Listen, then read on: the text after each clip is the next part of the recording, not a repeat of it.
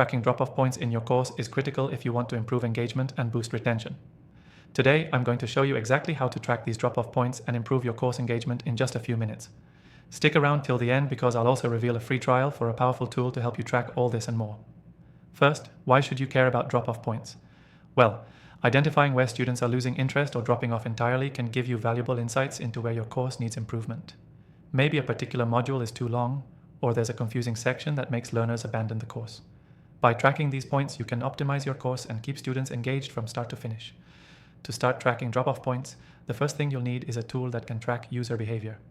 The software we'll be using today gives you detailed analytics about how your students interact with your content. It tracks things like when they pause a video, skip content, or leave a module entirely. This data is gold because it helps you pinpoint exactly where students are losing interest. Once you have the right software, the next step is to set up tracking. You'll want to focus on key points in your course, like where students are pausing, rewinding, or clicking away. This can usually be done by adding tracking to your videos or course modules. With this data, you can see not only where students drop off, but also the exact content they're skipping or struggling with. The next step is to analyze this data and look for patterns. Are students dropping off at the same spot in every module? Are certain lessons more likely to cause students to pause or skip? These insights are crucial because they show you where your content might need a rewrite or a new approach. Once you've identified those drop-off points, it's time to take action. For example, if you notice that a particular module has a high drop-off rate, consider breaking it into smaller, more digestible chunks. You could also add more engaging elements like quizzes or interactive content to keep students more engaged. Maybe there's a confusing section that needs clearer explanations or visuals. Don't be afraid to make those changes.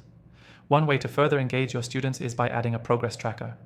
This helps them see how far they've come and how much they have left to go, which can encourage them to keep going.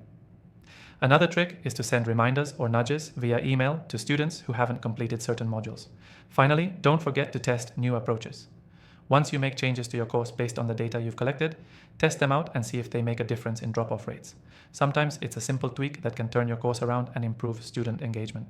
Key takeaway: tracking drop-off points is essential for improving course engagement. By identifying where students lose interest and making data-driven adjustments, you can significantly boost retention and overall course success. Before you go, make sure to take advantage of the exclusive free trial for the software we used in this video. You can find the link in the description below. You can follow along with the steps I showed you today and start improving your course engagement right now. To recap, here's what you need to do. 1. Use software that tracks drop-off points and student engagement. 2. Identify patterns in where students drop off or lose interest. 3. Take action to optimize your course, whether it's breaking up content or making explanations clearer. 4. Test new strategies and keep tweaking your course for the best results. Thanks for watching, and don't forget to grab that free trial in the description.